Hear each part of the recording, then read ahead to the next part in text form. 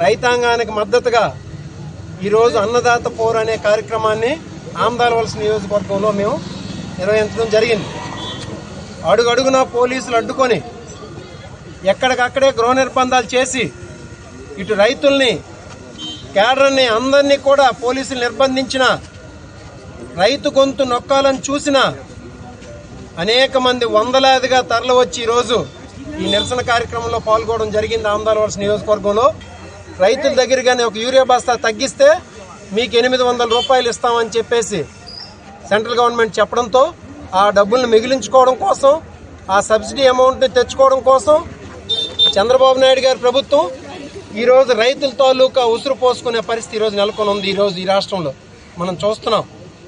ఒక వ్యాగన్ గాని వచ్చినట్టుంటే వెంటనే టీడీపీ నాయకులు వెళ్ళి రాబందుల్లా పడిపోయి యూరియా బస్తాలను తన్నుకెళ్ళిపోయి వాళ్ళ గొడవల్లోన వాళ్ళ ఇళ్లలో స్టోర్ చేసుకొని నీచమైన రాజకీయాలు చేస్తూ మాకెవరైనా వచ్చి మా ఇంటికి వచ్చి ఓటేస్తామని హామీ ఇస్తేనే మేము యూరియా బస్తా ఇస్తాం అనే ఒక దుర్మార్గమైన పరిపాలన ఈరోజు ఈ రాష్ట్రంలో నెలకొని ఉంది.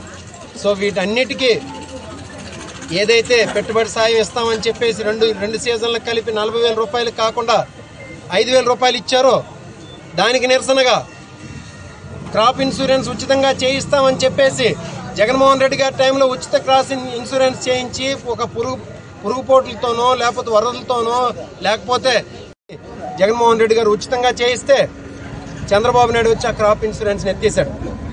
సో ఒకటి ఇన్పుట్ సబ్సిడీ కోసం, క్రాప్ ఇన్సూరెన్స్ కోసం, అలాగే ఎరువుల కోసం ఈ నియోజకవర్గంలో కొన్ని ఎత్తిపోతల పథకాలు అయితేనే, కొన్ని ఇరిగేషన్ సౌకర్యాలు అయితేనే మెరుగుపరచాల్సి ఉంది. వాటన్నిటికీ నిరసనగా ఈరోజు మా పార్టీ పిలుపు మేరకు అన్నదాత పోర్ అనే ఈ కార్యక్రమం అనేది చేయడం జరిగింది.